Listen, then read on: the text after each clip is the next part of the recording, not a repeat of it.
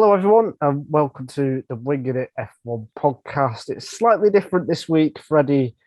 This is the first episode Freddie hasn't been on, I don't think, in 87. Well, this is our 87th episode, and sadly, he's not here. He's on a bit of a break, which is fair enough because, summer, it's raining. But don't worry, because we've got myself and Adam Dickinson, who's made with the Winging It F1 podcast go global by heading to America. How are you finding it over there, Adam? You've been there for a few days whilst we're recording this. How's it all been? Yeah, it's been really good. I've really liked it so far. It's kind of, I was saying to Nigel before we started, but I'd spent quite an obscene amount of time on Google Maps and images and looking at it all. So it feels a bit more familiar than it might have. I went shopping and that was the weirdest thing. So I've got to translate all of the American products into English, but they're already in English, but it's not English. So that's probably the most difficult thing so far. But no, I'm really enjoying it, and it's raining at the moment, but hopefully I'll stop at some point and I can go out. But yeah, liking it. And my room's I've not fully unpacked yet because I went to a freshers fair type thing yesterday and got about 1 million pens. So. You're only going to use about 2. Yeah, but I might need the other 1 million minus 2. So to be fair, from this, it looks you could be anywhere in the world. You could be anywhere from China to Australia to America.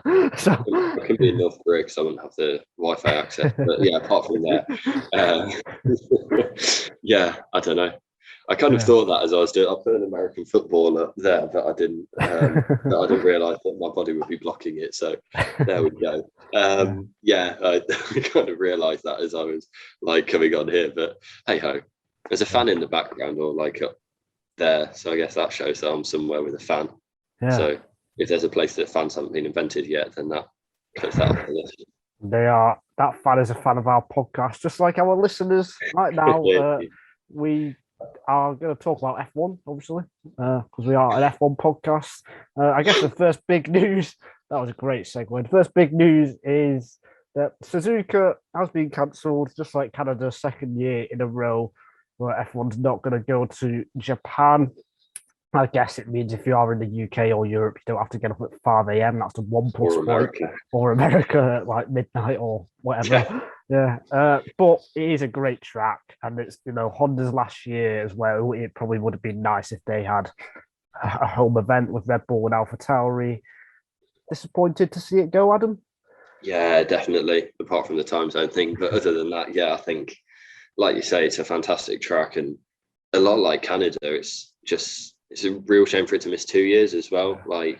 Now it kind of feels a bit like we are getting out of the pandemic, and obviously it's a lot later in the year as well than Canada would have been. So yeah, I think it's a really massive shame. And Japan's such a massive fan base for F1 and such a passionate fan base for F1 as well. And whether or not fans, I imagine if they're in the situation of cancelling it, then fans wouldn't have been able to actually attend. But just having F1 in the country is still a massive thing, and I'm sure it will be back, and I guess it'll make next year's Japanese Grand Prix bigger than ever. But that's not really much of a consolation. I think it's a shame for it to go, and also it's a good track for racing. It's and it would have been interesting to see the Red Bull and Mercedes battle there as well, and now we won't. So yeah, I think really disappointed with that, and yeah, not much anyone can do. But it's just a situation, isn't it? There was hope because the Olympics happened and the Paralympics will be taking place next week. Sorry. So, but it's just money, I guess. It's just coming to it in terms of those two going ahead, maybe. But yeah, it kind of seems weird considering they've had the Olympics and thousands of athletes and staff coming from all over the world, and then you've got 20 drivers and associated teams coming, which will absolutely dwarf the what happened for the Olympics, and it's all kind of taking place within one contained area. So yeah, it seems I guess the Olympics was a much more binding contract really, which I don't know whether that's kind of the reason that it went ahead, because I know there was a lot of opposition to the Olympics taking place in Japan. But yeah, it kind of seemed like a bit of a kick in the teeth for that, but it is what it is, and we'll just move on. There's still, Turkey, Kota, and Sao Paulo in the three out of 4 races before then. So there's still a lot of decent tracks coming up. Yeah. So at the moment, there's only we're down to 11 rounds rather than 12. But there's a lot of uncertainty, and I mean a lot, because Turkey's on the red list. USA, I've read that the Texas and Austin COVID cases are not great at the moment. There's been a bit of a surge there, and I'm pretty sure I read that from someone who was going to go to the US Grand Prix that there won't be a second race there, because there was talk about that. If they do go, there will only be one, I think. And if America doesn't happen, that puts Mexico in jeopardy. Brazil, which is a bit mad with COVID. Yeah.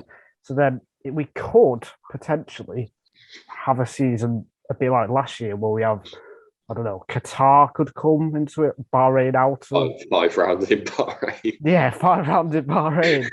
Yeah, I mean, there's just a lot of uncertainty, which isn't great for anyone, including the championship, because there's so many implications for it. I mean, I guess the flip, I agree it's not a positive for anyone, but I guess the flip side is it kind of puts the teams on their toes a bit more, which isn't great for them. But it'll kind of add another dynamic into the championship of there's a bit less kind of, seems like one of the biggest criticisms F1 is kind of how now it's able to be so planned and teams know exactly kind of what to expect, and it's only when you throw something different like rain or different track surface like there was in Turkey last year or whatever into the mix that that it does get a bit more exciting. So I don't know whether that will be the case for this. As I say, it's not the way we want it to happen, but I guess maybe that's just the one maybe small consolation that might come from all of this. But we'll just have to see how it all goes. I mean, MotoGP, the Malaysian Grand Prix, Sepang, that's been cancelled. So unfortunately, Adam, your favourite track, I don't think there's any chance F1 could go there. What do you think? It's never going to go back. Yeah. What do you think will happen, and what would you like to see? I guess those are 2 very different questions. Yeah. Bahrain outer, Bahrain endurance, the short Bahrain in the F1 game. No, I think I want to see Bahrain outer come back. Like I don't know whether I want it to be a permanent fixture on the calendar, because it is quite like basic, I guess. But it was really fun last year, so hopefully that'll be quite fun. I guess I don't know what kind of are the options within Europe, and it's quite late. It's quite late in the year. I think it's the same as last year in the Jello. Then I think there's one in Jerez was talked about last year. Didn't go, but that was definitely on the cards. Or Hockenheim as well. Hockenheim, Nürburgring, those are options. Yeah, but if you were going to go, you'd have to go in October. You couldn't go in November. Well, that's the thing. So obviously, Japan is the 21st of November, and the 3 Americas races are kind of in the month before that, from the 24th of October onwards. So I think that will make European racing a bit more difficult. So I mean, obviously it depends kind of how many circuits are canned as well. So if Turkey goes, that's at the start of October, then there could be a German race coming in. We could get a double header in Sochi, perhaps. They just do the second one backwards or something. I know Chamber did a big video about that last year, but they'll mix it up a bit. I mean, I don't know. It feels like that's possible because being popular, but I guess there would be a race on. How much of a race it'd be, we don't know. But I think it will be that, and whether Qatar will come in, I think again that'll be wildly unpopular. But I think it all hangs on whether USA happens. If it does, I think Mexico, Brazil, there's a good chance. But if it doesn't happen, USA, then any races or any events could happen. I think if those 3 go, they might not, or they probably won't replace all of them. I think it will just be they'll take out the leg, and then I don't know whether they'd have like a break or they just put 1 in. So you'd effectively have kind of 3 races over. What, like 6 weeks or so, 5 weeks. It should be just like in the olden days when we started watching, where it was pretty much a Olden 2-week days. break every. Freddie's not here. It's pretty much just in 1953 it was like 2 months between them. No, but kind of going back to the like having just 2 weeks between them. So yeah, I think that'll be around what happens. But yeah, it's kind of because then they'll be in the Middle East for Jeddah, so it kind of makes sense to replace Japan with Bahrain, a different Bahrain layout. And after that, it's kind of whatever. It just depends massively on the timescale and where how many races go and which month they're in. Because like we said, you can't have the Nürburgring in November. So there's a lot of uncertainty. It will make it difficult for Red Bull in particular, who will need to decide where to take Max Verstappen's and Sergio Perez's grid penalty. Christian Horner has said that there's a high chance that Verstappen will take a grid penalty. It's probably going to happen because I don't think he can do 11 races with one engine. If you're Red Bull, where would you be looking at making that engine change and starting towards the back or at the back? Maybe Kota. It'd be quite long to go to Hungary, Belgium. Oh, Hungary's happened. No, but I mean on the end. So Hungary, Belgium, Zandvoort, Monza, Sochi, Turkey. I guess that's doable. I think maybe that, and then you'd have a fresh race. But again, like it kind of depends if those races happen or not. Because if they don't happen, then you'd be getting like maybe 3 or 4 races out of the new engine, which is a bit, and you'd be potentially if Bahrain Outer came in, then that. That wouldn't be a great one with. No, actually, it would because you'd have a fresh engine and a kind of relatively easy circuit to overtake on. Perez 20th to 1st last year. But you kind of look in, and obviously Belgium, Monza, Sochi's got a fair bit of straights, and Istanbul likewise is a bit more of a power heavy circuit. So I think those are all out. So it's kind of. He's not going to take it in Zandvoort because that'd be too early to make the switch, and Zandvoort's probably the best track out of the tracks left. It's probably Zandvoort or Jeddah that would be the best to. So it's just it's kind of difficult to. I would choose Sochi personally. That might be an unusual choice. He did it in 2018, I think. Verstappen. He started at the back, came flying through. I think he was up to 5th after halfway through the race. He also led the race for a bit because he didn't pit and everyone else did. So he was flying in that. So even though it's not a track you'd think, it's easy to overtake, he managed to do it in 2018 when Red Bull probably had the 2nd or 3rd fastest car that year. I think this year, that's what I would choose because I think, like you said, Belgium and Zandvoort's a bit too early, plus loads of Dutch fans. Monza, I guess that would be my second choice. But yeah. Yeah, well, I think with Sochi as well. Look at Hamilton last year, and he came back through to 3rd. I know it was a bit more of an uncompetitive field compared to the Mercedes than there would be this year with the Red Bull. But yeah, I guess maybe Monza actually would be pretty good. I was thinking they got the sprint qualifying Monza, so would he take the grid penalty for the sprint qualifying or the actual race? No, it'd be for the race because it's like Pirelli speaking, but the qualifying is like the qualifying that sets the grid. So we do the race and then get put back. So yeah, I think maybe Monza would be quite a good one as well. But the Monza's a short race, isn't it? It's like because of the high average speed, it's only like 1 hour 15. So compared to races, it wasn't last year, but, but yeah, I know what you mean. Well, I think having a new engine there would be good as well, though. True, so yeah, I think that's actually, if they don't cancel the American leg in Turkey, then that's probably. Sorry, if they do cancel it, then that'll be the one I'd go for. If they don't, then I reckon Kota would be quite good and then get a refreshed engine for the kind of last 6 or 7 rounds of the season. Yeah, and Charles Leclerc of Ferrari, I think Ferrari have said that he's going to have to take a grid penalty at some point this year as well due to the carnage with Stroll and Bottas, what they caused in Hungary.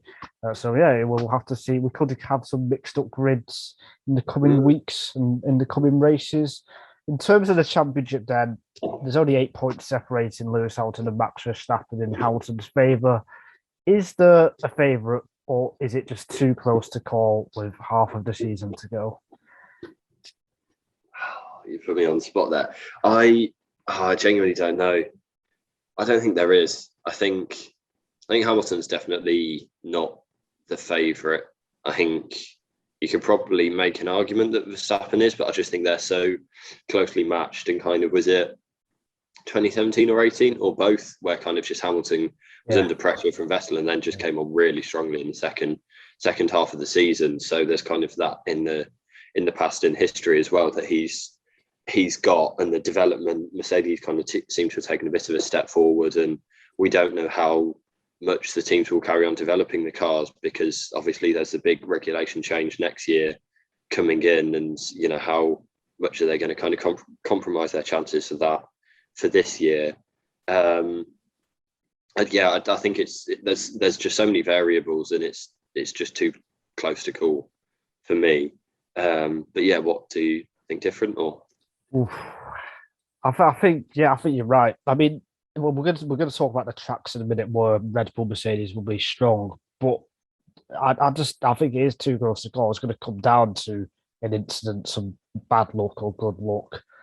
It is. I mean, and there's still 11 races to go. Think about everything that's happened in the first 11 races. A lot happened. It's been an absolute classic of a season. All of that could happen again in theory in the second half. So it's just. I think it is too close to call. I mean, we both don't like to sit on the fence usually, but I think for this, you kind of have to. I don't think I can make a strong enough case for either driver. I don't think. I mean, having said that, one driver does have to win at the end of it. So on the spot now, your gut feeling, who do you think will be champion? I said Verstappen before the season, so I think I'll stick by that. I think I said Hamilton. I'm going to stick by that. I think it's been a lot closer than, well, not a lot, but it has been closer than I thought it might have been. But yeah, I'm gonna stick with that. We don't know what Freddie. I mean, it shouldn't be close. We said Schumacher, but we don't know. Verstappen should be 25 points ahead, and you know that. Yeah, let's not get into that. In terms of the tracks, though, what do we see as Red Bull tracks? What do we see as Mercedes tracks? Or again, is it too close because of the development? Because we don't know, you know, because Mercedes brought upgrades to Silverstone, but we didn't really get to see it because Verstappen hasn't had 2 proper races. So yeah, we don't know how strong Mercedes are now. I guess. I think Zandvoort is quite an interesting one, because I would have said that would be a Red Bull track, but obviously at Hungary, Mercedes had taken a big step forwards there, and I think that seems to be kind of similar. So yeah, that kind of, you know, we could get there and there's like a totally new variable, I guess, something like with Turkey last year, or, you know, like high winds coming across or whatever that from the sea that we just haven't thought about. But that's quite an interesting one. The Honda Power Unit kind of seems to have the edge. So Monza. I thought it was the other way around. You think? Yeah. I don't know. I think maybe with the upgrades that's changed a bit, but it kind of seemed with Honda bringing their engine in a year early, it kind of seemed like in the early stages of the season anyway that they seem to have the edge. So what would you put as kind of the Red Bull tracks? I think Red Bull tracks, I do think Zandvoort. I think I'll quickly go through them one by one. I think Spa will be level. I think it'll be pretty close. It'll come down to the drivers. Zandvoort, Red Bull. Just to jump in on that, I can't wait for the Spa weekend and the classic narrative of, it's better to be in second coming out of the source, because it's happened for like the last few years and it's not like changed anything.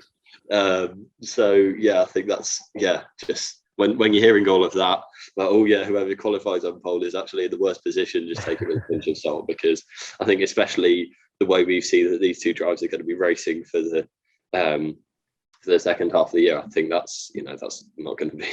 I mean, if they go down to Eau Rouge side by side, like hold your breath. Seriously, hold your breath. Oh god. But yeah, we'll probably talk about that next week. For Red Bull, Monza, I think Mercedes, Sochi, I'll probably say Mercedes. I don't know, Red Bull, yeah, Sochi, Mercedes. If they won all of the Russian Grand Prix. Yeah, that's right. Yeah, I'm pretty sure that's right. Yeah. And I think what I'm going to say is after Sochi, it honestly depends on upgrades, development, even momentum in a way, like confidence and the championship situation. So I think that's what I'm going to say for the next 3 or 4 races. But then from October onwards, like honestly, just who knows? It is so tight, and it is going to come down to the drivers ultimately because there's only 1 or 2 attempts at most splitting these cars. I think so. It's that's why we're seeing so many Verstappen Hamilton fights. It's because they are making a difference compared to their teammates. So. And like a good example of that is one of the Austrian races. I can't remember which, or maybe both. Who knows? They don't exist as 2 separate races. That you just saw. You know, obviously there was a gap between the Red Bull and the Mercedes there, but just the way that Hamilton and Verstappen pulled clear of the rest of the field and left Perez and Bottas kind of battling with Norris really for the podium. Like they are just making such a key difference in the car, and that's why, like, even though the cars are closer and the midfield's a bit closer this year, they're not normally involved in those battles because they are just making such a massive difference. You know, they are really in a league of their own, and I think that'll certainly carry on. But also, how Perez and Bottas are very, neither of them have had ideal starts to the season or first half of the season, and Bottas is going to be coming in off the back of the Hungary wipeout with a grid penalty. So, and his future could be announced soon as well. So it really is kind of, I think that'll play a massive part as well. That it's really difficult to like put your finger on at the moment who's going to be in the better position and who's going to be able to make a difference. Because we've seen so far in France, especially, how Perez was able to make the race-winning difference there for Red Bull. So that'll be, again, there's so many variables going in that's, we've no idea how they're gonna be playing out. Absolutely. Yeah, it's just been ding dong from the start between Hamilton and Verstappen. The first 4 races, as we've banged on about, but wheel to wheel, which is just unheard of. So it should be pretty exciting to say the least. Let's talk about accident damage. Now, obviously, in the last 2 races, Verstappen and Hamilton collided. Then in Hungary, there was turn 1 mayhem.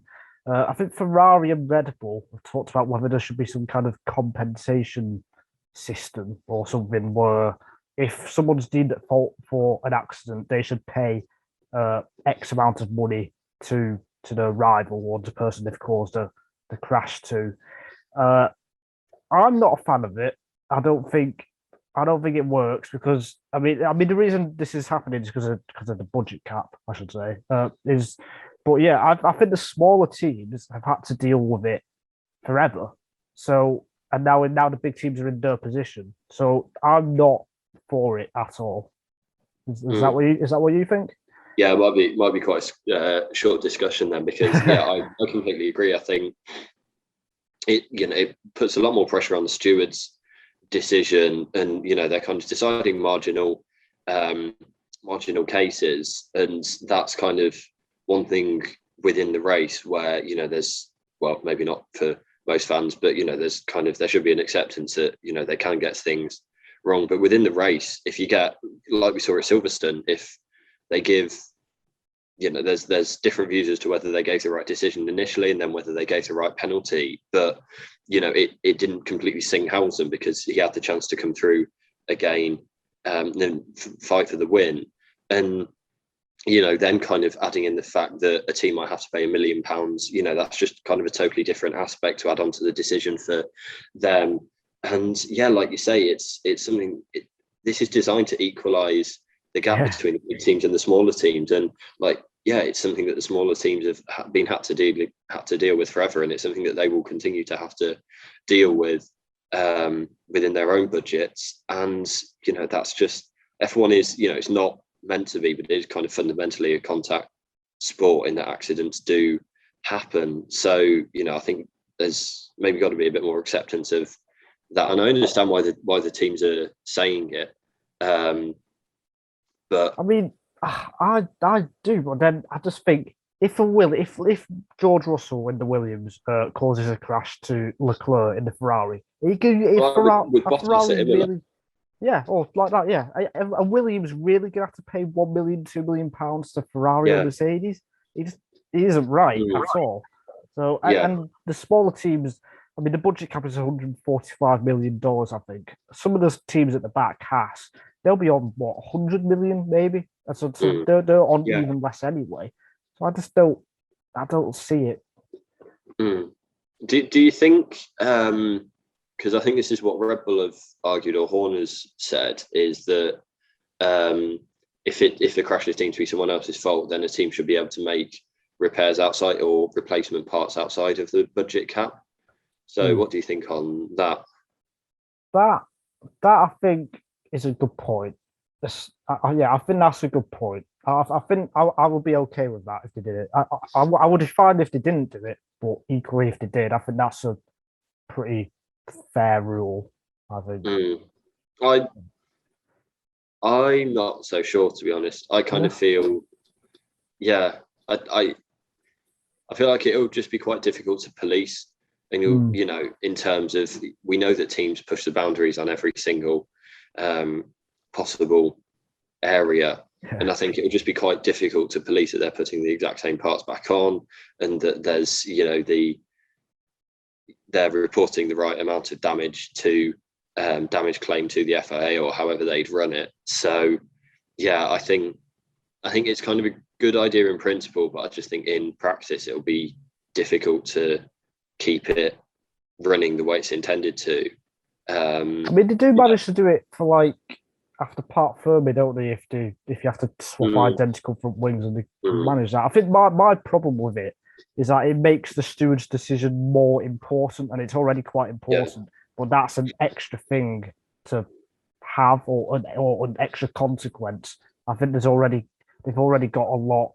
It's already an important decision to make, so I think it would make it too important, if that makes sense. Yeah, I completely agree. But I think it'll be one. I don't think much is going to come of it, but maybe it'll be on to monitor, I guess, because maybe they will. Yeah. So I'm just thinking, what am I thinking? Yeah. Sorry, it's weird doing this fight with one person. I'm like half expecting Freddie to say something, but he's just obviously not here. So it'd be quite weird if he did say something, really. Yeah. When he's I'm listening here. When he's listening, but no. When he's listening to this, Anyway, there's a couple drivers. There's a couple drivers we wanted to speak about in a bit more detail, I guess, over the last few weeks, but we've not had a chance to because of all the mayhem in the last couple of races and stuff. And they are Ricardo and Perez. I think those are the two drivers that need the best or a good second half of the season out of the whole field. What do you think on that, Adam? I think they needed the best. Sorry. They needed the best Hungarian Grand Prix, and obviously that didn't go well for either of them. I think Tsunoda's in that camp as well. Yeah, Giovinazzi maybe. I'm not so sure. I think it's those three. I think it's Tsunoda, Perez, and Ricardo. I think they kind of all need a boost, and I don't know. I would put Bottas in that camp, but to be honest, it feels like he's already been decided. Yeah, I think it feels like they'll announce it imminently, and even if they don't, he needs to have really, really stellar second half of the season. But he can't have too stellar a second half of the season because he doesn't want to take points away from Lewis Hamilton at Mercedes tracks. So it's quite a difficult one to kind of call. But I think those three. they've all, obviously Ricardo, it seems like he's got a multi-year contract. Perez doesn't. And I don't know, does Sonoda yet? Sonoda, I don't know about. I don't think they've ever said. But while we look that up, whilst we look that up, I'd maybe hazard a guess that he doesn't. They've talked about Vips and Lawson a lot, haven't they? Yeah, or at least if he does, then I'd imagine there'll be a fair few loopholes that they can kind of do to cut it early. Sorry, what were you going to say? Yeah, I was just going to say Perez. I don't think he needs to really shine. I just think he has to do the minimum, I guess. Like he doesn't have to do loads. Well, yeah, he just has to do.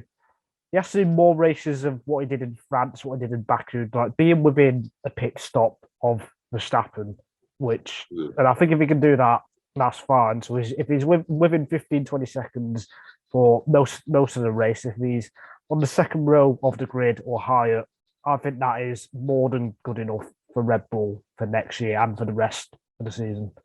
Because again, it's kind of comparing it to what's happened previously. That would be a big improvement on Albon and Gasly in the car. So yeah, I think likewise. I don't know whether there'll be kind of any talk within Red Bull of putting Gasly in the seat, because he bombed so badly last time, but he has come back from that. So I guess Gasly's is probably main competition for the seat, would you say, unless they're looking at Bottas? I think it has to be. Bottas would be pretty mad if he went to Red. That would be pretty crazy. I think it will be Gasly. I can genuinely. I don't think the biggest barrier to it would be whether they just think Perez is better and knows the car. So what's the point in changing? But I think if they evaluated him as being the best driver for the seat, I don't really see a reason for it not happening. He's not.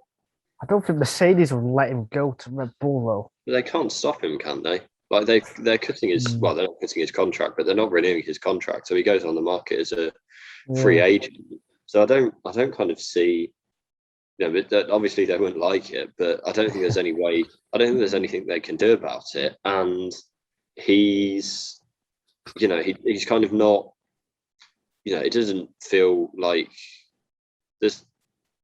Didn't feel like he's leaving Mercedes with a kind of really, his heart's really with Mercedes going forwards. It's like he's been there for 5 years, and then he's going to move on, and then that's it. It kind of, it doesn't really feel like he's going to have a massive affiliation to Mercedes after this. So I think that'd be a curveball, but equally, I don't know whether would you take him over Perez? I don't really know. I would, just because he's been at Mercedes and he might be able to bring something that Red Bull don't know about. And I think I'd probably have Bottas over Perez if we're just looking at driver quality. I'd just about have Bottas. But I mean, that would be a shock to me. That'd be pretty mad. There's also the aspect of kind of totally new regulations coming in. So there's not so much of the aspect of Perez is bedded into the car, because it will be a totally different car that they'll all have to get used to next season anyway. So I think that's kind of one less barrier to it. I think Perez would kind of have to have an Albon second half of the season to lose the seat, to be honest. I think even if he carries on, which is not a good thing, we should be clear. No. I think even if he carries on at the level he's been so far, I think he'd still keep it, to be honest. Okay. But on the flip side, he needs to improve, and it's kind of he needs to be, or even if he's at the level he was at the start of this season, I think that'd be pretty decent, to be honest. But he did kind of seem to tail off a fair bit. So yeah, it's just kind of whether he can come back from that after the summer break and on, a home track for Red Bull. That it'll be interesting to see. But even Hungary, he started fourth, didn't he? And who knows what would have happened in the race for him. And I think he does only need one or two Baku or France style races where he makes a difference. And I think that will be enough. Yeah, definitely. So which is not, we're not asking for a lot, I guess, compared to other drivers. Well, we're not kind of asking him directly. Yeah. Kind of like, oh yeah, that'd be good. Yeah, I think Ricardo's in a lot of trouble, to be honest. He is. I mean, yeah, we said it before. I think the 2022 rules will save him somewhat because if that wasn't in place, then I don't see how McLaren can continue with him. And if it was any other, or not any other, if it was, if it was someone else on the grid who wasn't a top driver, then I think he'd be gone already. Well, not gone already, but he's announced he'll be leaving the team at the end of the year. Yeah, it's been so bad. Yeah, I think that's it. If he goes to another team for next season and then he's back to his even his Renault level last year, then McLaren are going to be looking pretty silly. But I mean, there's also kind of the question of who they replace him with, and I don't think there's kind of many candidates jumping out. I guess Bottas would be another one there, or Perez. But Reese, they couldn't do like Mercedes might want to place McLaren or something. Yeah, full new world champion. Yeah, that'd be a turn up. I think the Reese has got a good shot at Williams. I'll say that. Well, in for George Russell. Yeah, I think that'd be nice. I'd like to see that. I think there'd be quite a lot of pressure for him coming in, but hey, we'll see. But I think what's the team that you're kind of most interested in following, or kind of in terms of driver? Where do you think? Yeah, who's the kind of the driver market? Yeah. Alfa Romeo, I think, because I think they can change their entire lineup. I think that, to be honest, I think Red Bull will stay with the driver lineup. I think AlphaTauri will as well. I think it's just about Williams and Alfa Romeo for me. I don't see any other changes personally. Yeah, and Alfa Romeo, there's probably lift off about 4 or 5 drivers that could be coming in to that seat as well. Yeah. That's a good chat. I've kind of forgotten about them, which is easy because they're quite fun. But yeah, that'll be, I'm kind of, obviously it's at the back of the grid, so it's not like such a big thing. But hopefully, hopefully there'll kind of be some action there. Oh, please don't stay. Like, I like Raikkonen and Giovinazzi as people, but just come on. It feels a bit like they're where Haas were a few years ago, just sticking with, a kind of mediocre. Maybe that's a bit harsh, but average. Average and exciting lineup that kind of that no one really wants them to stick with. Everyone wants to see, kind of other drivers get a shot there. So I think that's a good shout. Actually, I've not thought about that, but I'll have to. What do you think? Do you think other than Alfa and Williams, do you think there might be changes at AlphaTauri or Red Bull or somewhere else? I think probably Red Bull. Red Bull's the one to watch. I can't really see a change at McLaren for the reasons we've mentioned, but I think just psychologically, it's going to be, obviously there are new regulations coming in, but just psychologically, if Ricardo continues the way he has this year, that's going to be really tough for him to then come back next year and reset. Obviously Mercedes isn't really, it's not kind of one, I guess it's one to watch, but we know there's going to be an announcement. It's going to be one driver or the other, and that's it. So, I think I think there will be a change at Mercedes, and then obviously Williams, and then I don't see a change at AlphaTauri actually. Alonso's on a 1+1 contract, so he just has to activate it, and I'm pretty sure Alpine will. They'd be silly not to do that. Is Sainz is 2 years, isn't he? So Ferrari's locked in. Yeah, so that's all sorted. So it's a pretty quiet, silly season compared to previous years, I think. Yeah, I agree. I just think Haas, it seems pretty. I think Freddie wrote a WTF1 article about that. They've got the option. I don't think Schumacher's seat is certain, but they have said if they don't take Schumacher, which I think they will, but if they don't, they'll have to choose a Ferrari junior driver. So it'll be Schwartzman, Armstrong, Ilott, or Arthur Leclerc, but I don't think Arthur Leclerc is going to. But I think Schumacher will stay. Yeah. I completely agree. So I think that's kind of it. Like you say, it's quite a muted silly season, but I think kind of Red Bull and by extension AlphaTauri are the ones where kind of the most fireworks might happen or the most curveballs might happen. I don't see Mercedes taking De Vries or Ocon or someone, but I think there is the possibility that they drop Tsunoda and bring in someone, say possibly. Liam Lawson. I think that'd be a bit rash. I think that'd be a season too soon. But I think there's maybe the possibility there. Or obviously Perez.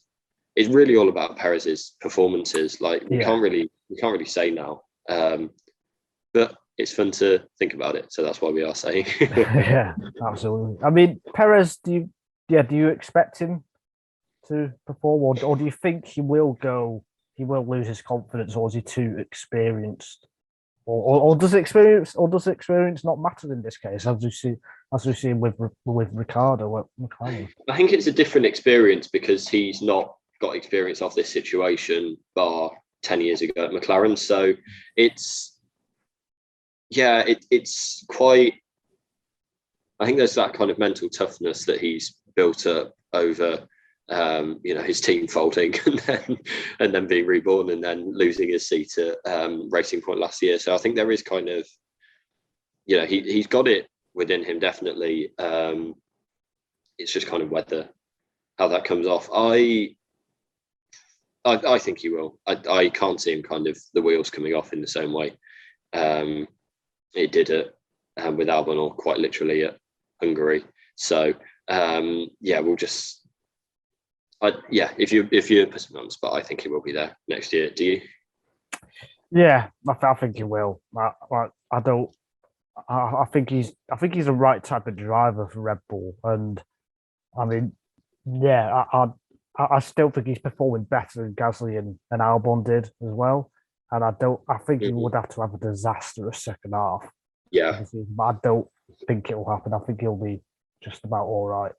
I think Bottas is the only curveball really for me that I can see. I can't see Gasly going in. Yeah, I mean, let's quickly talk. Since we talk about the silly season, we could talk a bit about F2 and F3 since we'll be talking about the Belgian Grand Prix next week. Myself and Adam. He has been. I would, from a personal point of view, I've not paid as much attention to it. I've got to be honest this year because of the calendar, because of the format, which I banged on about last year when it was announced. Did they listen to you? No, they didn't. I had a 4 or 5 minute rant about it, and it's pretty much what I expected. But there is a season happening. Do you think, in terms of the driver market, any of the F2 drivers will be in F1 next year? It's difficult because Piastri is there, and there's if you win F2, then you can't compete in the next season, can you? No, that's right. Yeah, that's still the case. So it's a really difficult situation for someone like Piastri, because I don't know. He kind of seemed the star driver this year, so I don't know whether they'd consider changing the rules for him or what. But I mean, they didn't for De Vries, did he? He had to go to Thornbury, didn't he? No, but I guess that was different because Piastri is a rookie in it. I don't know. It seems like a different aspect of it. But equally, what can he do? Because he's an Alpine junior, and they've, as we said, they've got their kind of driver team locked in seemingly if they do pick up Alonso's extension. So it's a bit, I think, it might be in a situation where he doesn't want to win. He can't win in a second to keep in there. But I think I've actually forgotten the initial. Do I see anyone stepping? I guess Schwartzman is the highest placed Ferrari driver so far. Is the only other one that I can maybe see coming into Alfa Romeo. I think those two is it really, unless Red Bull go on a mad one. But I don't really see it. And I think the problem is if something is going to be announced for Zhou or Piastri or Schwartzman or Lawson or whoever, The season finishes in December, doesn't it? Again, Mm. and I think the teams would like. It's not ideal for a team to not know, or for a driver to not know their future that late on. So I don't. I think the calendar doesn't help because I can't quite remember the calendar, but I think the final four races are all in December. The final two rounds, sorry, which is the Yeah. case. Yeah, Jeddah and Abu Dhabi. So I think that's a problem as well because only four races, anything can happen, just like we saw last year in F2. And Mm. Sonoda was announced very, very late as well, but that was a different situation to this year. So I think that plays Yeah. against those drivers as well. Mm. Yeah, I think. Yeah, that it's just, and it's in general. I don't know, kind of whether we'll talk about the weekend setup in length, but I think both of us don't I mean, I've like just it. had to look at the gap after September, and it's made me laugh. There's a 3 month gap. I'm kind of with through writing a F1 feeder series. I've kind of had been doing a couple of driver interviews. I did one with Matteo Nannini, which is out actually. So Yes, yeah, it is. but he said, and Zach O'Sullivan said the same when I interviewed him, that it's they're not on board with it. The drivers don't like this format, and it's that massive gap is just like another problem with it. And like you said at the start, I've not been following it as closely because it is difficult to follow as closely because the 3 races and then like 2 months gap. But anyway, yeah, I think that'll make it difficult. I guess with Alfa Romeo, they can either, if Ferrari are wanting Schwartzman in, then they can either, they can just kind of leave Giovinazzi hanging because I don't think he's got any other options really other than outside F1. So that's probably one that they can leave hanging. Same with maybe Red Bull and Tsunoda. But I think outside of the academy drivers, then it's quite, it's kind of quite difficult because you can't announce Piastri as replacing Alonso, say, which is, I guess, the only other thing that would happen unless, until you're at probably Jeddah. So, yeah, it's a difficult situation, and I don't know.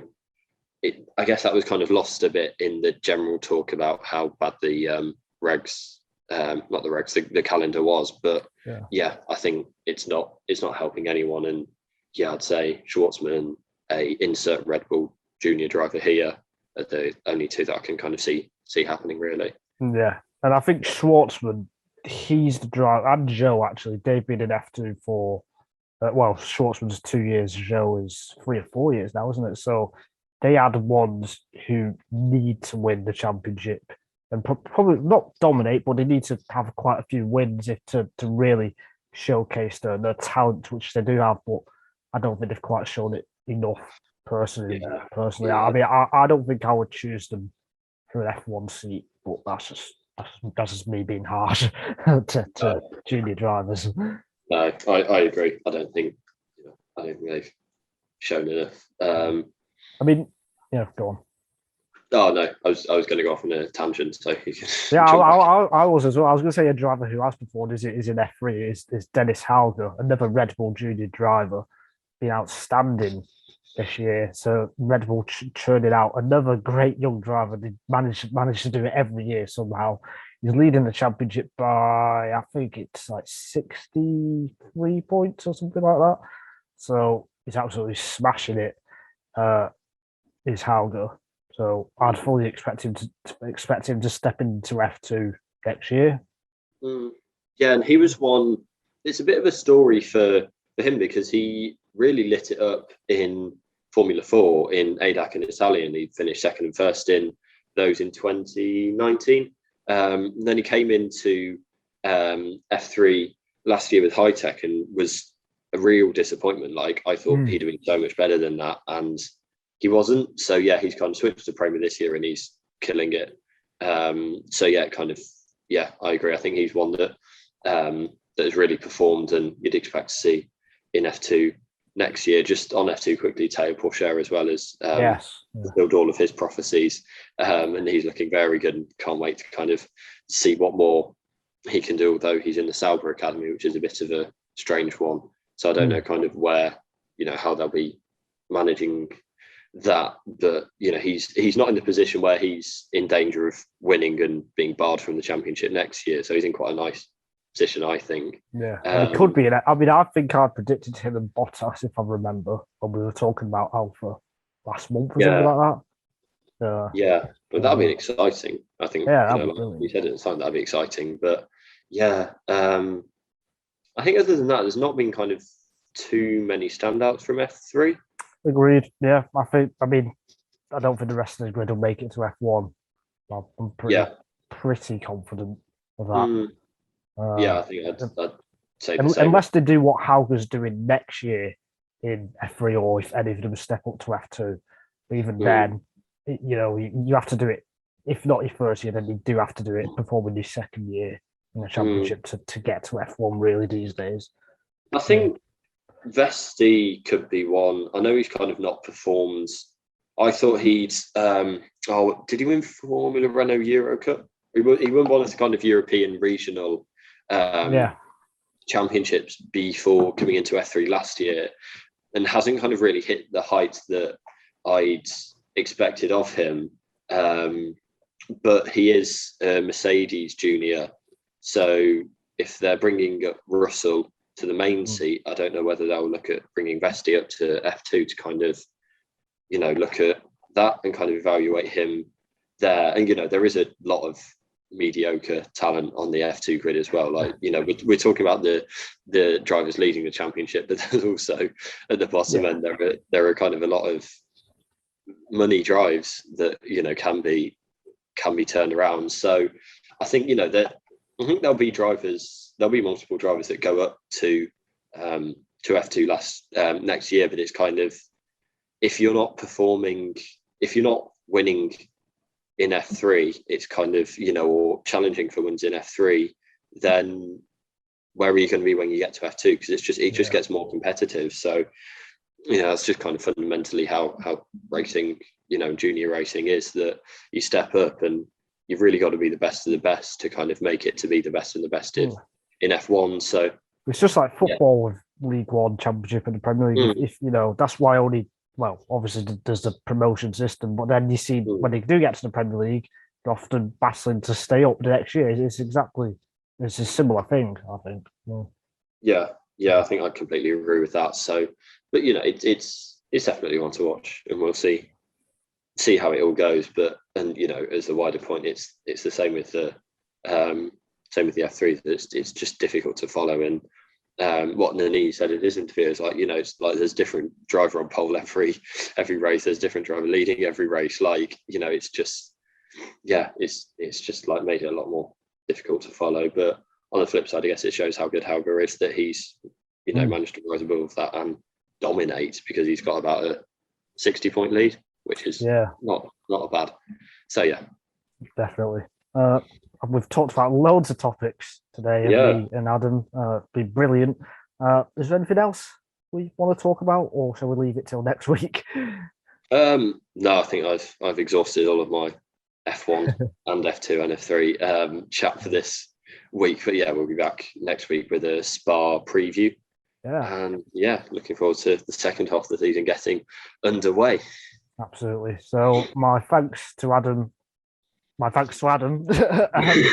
see you. My thanks to Nigel as well. Yeah, thank you, Adam. We'll see you next week. Goodbye. Bye.